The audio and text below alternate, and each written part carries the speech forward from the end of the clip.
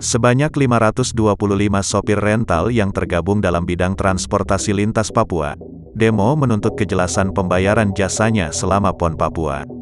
Koordinator aksi demo, Jonas Serpara mengatakan tujuan aksi dilakukan lantaran jerih payah mereka belum dibayarkan. Kami sudah melayani atlet, wasit dan juri.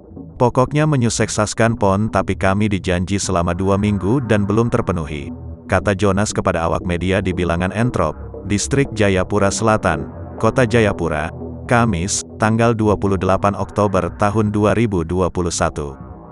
Dia mengatakan, mereka sudah dijanjikan setelah penutupan PON akan dilunasi. Namun hingga saat ini janji itu belum ditunaikan. Kami membuat aksi ini, agar semua tahu.